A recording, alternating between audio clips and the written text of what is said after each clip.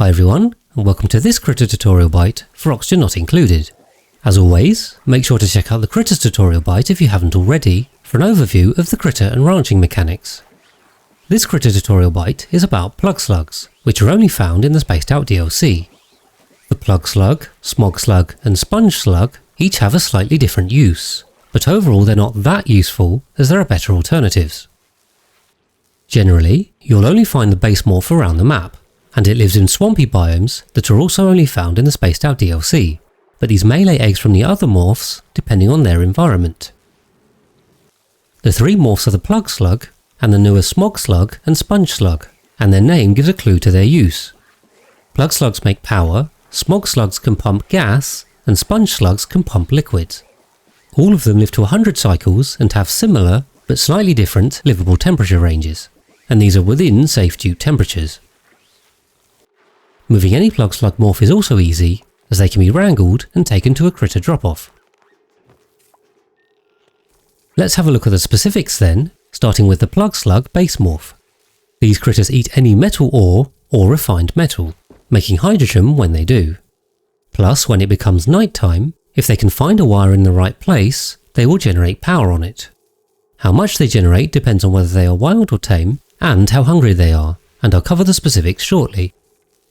All plug slug morphs' egg chances depend on their surroundings. If they live in unbreathable gases, they will lay smog slug eggs, and if in a liquid, they will lay sponge slug eggs. So if they live in a breathable gas, then you will get the default morph. On to the smog slug. This is almost the same as the plug slug, but instead of generating power in wires at night, they instead release unbreathable gases into gas pipes after sucking it up during the day. The problem with these though is that the numbers aren't good. Having done some tests, the smog slug will suck up just under 40 kilograms of gas per cycle, or 66 grams per second. That means you would need almost 4 of them to match one gas pump, or the other way to think of it is that a smog slug can save 63 watts per cycle, which isn't very much. This is why I generally wouldn't recommend ranching them, although I will cover how to later. And unfortunately, the sponge slug numbers are even worse. Again, they have the same diet, and similar to the smog slug, they suck up liquids from their surroundings during the day and release this into liquid pipes at night. But liquid pumps move 20 times the amount of material as a gas pump. In testing, I found a single sponge slug moved around 750 kilograms per cycle, or 1.26 kilograms per second. That means you would need about 8 sponge slugs to match a single liquid pump, or each one would save an even smaller 30 watts. So there isn't really a practical reason to ranch these either. Now let's look at ranch designs, but before we do, we need to understand how to feed them. Remember that one slug eats 60 kilograms per cycle of metal ore or refined metal. As any experienced player will know, refined metal is difficult to get early on, and metal ore becomes a problem later as it's difficult to get more of. Of course you can use the natural metal ores to feed them early on, but the only sustainable way to ranch plug slugs is by taming metal volcanoes. The problem though is that all metal volcanoes, except the niobium volcano, will only produce on average enough metal to feed 3 plug slugs. For more information on metal volcanoes, see the geysers tutorial byte. The niobium volcano does make 4 times the amount of metal as the other types, but if you've gone to space and tamed this planetoid and the niobium volcano, then I'm going to assume that you don't need 12 plug slugs. How much power the plug slug makes depends on how well fed it is, and whether it's wild or tame. As it gets hungrier, the less power it makes, and this is to stop you starvation ranching them for lots of power. As you can see, you can leave them wild and unfed for a small but sustainable power boost, and this is probably in most cases the best way to use them. But to actively ranch them, you can use a design like this. It has a main ranch area, incubators and overflow area to collect the extra eggs and critters as I described in the Critter Tutorial Byte. The ranch itself is a very simple 4x24 ranch with a grooming station, critter feeder and critter drop-off. Near the top of the ranch, I've run heavy watt wire to collect the power made at night. This needs to be a tile down from the very top, as this is where they generate power. Also, as they provide a lot of power at night and none during the day, make sure you have enough batteries on your grid to capture this burst of power. Auto sweepers and conveyor loaders collect all the new eggs as usual, and send these to the overflow area. I'm showing 8 slugs here as that is the maximum number in a 96 tile ranch. But this would take 3 metal volcanoes to feed sustainably, so think carefully about how many you want to feed, and also be careful to make sure the incoming metal temperatures are cool enough. To manage the hydrogen produced, I've put the entrance to the ranch in the floor as hydrogen floats up. Then there is a small area to collect the hydrogen and pump it out to be used. It is important to remove this as hydrogen is an unbreathable gas, so if it isn't removed, then you'll end up with smog slugs. For automation, I've used 2 gas element sensors set to hydrogen with an AND gate. The overflow area is where all the extra eggs and extra critters are dropped. I've run a wire here too to get a little bit of power out of these, as they are born with some calories. In testing, I found that one of these slowly starving will make a total of around 1084 kilojoules across 32 cycles. That comes out to an average of 56 watts per slug, which isn't a lot, but is entirely free. And further, a fully fed ranch of 8 slugs should make almost 2.5 kilowatts on average from just the starvation ranch alone, but you will need a lot of space for over 40 slugs to output their power. If you don't care about the power and simply want the meat, then be aware that you cannot drown plug slugs. But it is possible to kill them with heat or cold, so you could use a heated area like this, but this still takes a while and starving is probably the easier way to go. To get the extra critters out of the small drop-off room and stop them overcrowding it, this design is a critter dropper. It works by trapping critters in the top doors, and they then fall through the bottom ones shortly afterwards.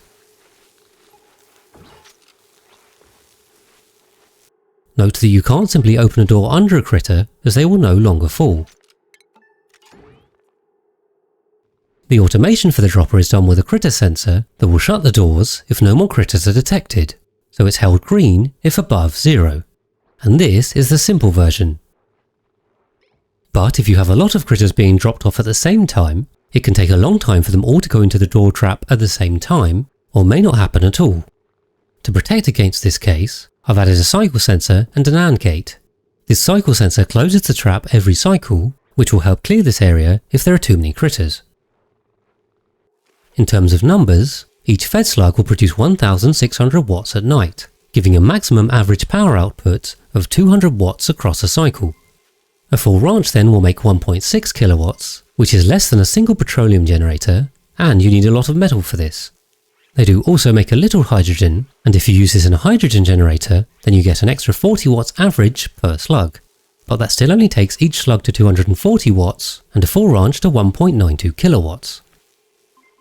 This adds to the starvation ranch output of around 2.5 kilowatts, so in total that is around 4.4 kilowatts for their total output. And that's all there is for the plug slug, which are fairly simple to ranch. Here's the one-take reference for this design. Moving on to breeding smog slugs then, we just need to use an unbreathable atmosphere, and hydrogen is the obvious choice as they will make that anyway. This ranch design is very similar to the plug slug design, but instead of removing all the hydrogen, we'll simply leave it in. Note that I'm showing this with smog slugs already, but if you start with plug slugs in here with hydrogen, then they will quickly lay smog slug eggs. A liquid lock and atmo suits are probably the best way to make this, as the dupes won't be able to breathe inside anyway. And for more information on exosuits, check out the dedicated tutorial bite. The smog slugs themselves remove the extra hydrogen, and to keep the gas levels high enough, these gas lines first run through gas vents before going elsewhere to be used. This keeps the ranch at 2 kilograms per tile, and I've used many gas vents and gas lines, as 8 smog slugs will not have enough time to empty themselves during the night with a single gas pipe. I've connected these with bridges to make sure the flow direction is clear. And that's all there is to a smog slug breeder ranch, and from here it's probably easiest to use the extra smog slugs to pump gases before they starve. An example might be to put them at the bottom of a base funnel to catch carbon dioxide. But each tube's carbon dioxide output needs an average of about 1 watt to pump with a gas pump. So with 50 tubes, you'd only be saving 50 watts by doing this, and personally I would never bother. Finally then, onto the sponge slug. Obviously it's not possible to keep the grooming station under water to breed them. That's why this ranch is mostly water with a small area for grooming. Again, I'm showing this with sponge slugs already, but like the smog slug ranch, this will breed sponge slugs when starting with plug slugs. Also similar to the smog slugs, I've got liquid pipes and liquid vents that keep the water level the same. For a potential use case, I suppose you could set up a ranch like this under a water source to pump the water. This is the same design, but the water falls in through the mesh tiles, and I've added a hydro sensor to the liquid vents to tell when the ranch is at normal level. Then the excess that has fallen in can be used. It's also possible to make this work with other liquids, but beware mixing liquids as these will form layers and cause problems. Also, most water geysers will need heating or cooling to be used with sponge slugs, and I'll repeat here to be clear, you can only save up to 30 watts per slug. Again, I cannot recommend this as a practical use, but maybe this gives you an idea. Here's a quick reference for both the smog and sponge slug ranches too. So that's everything there is to cover about plug slugs, in oxygen not included. I hope this gives you some insight into these interesting, if not particularly useful critters, and thanks for watching.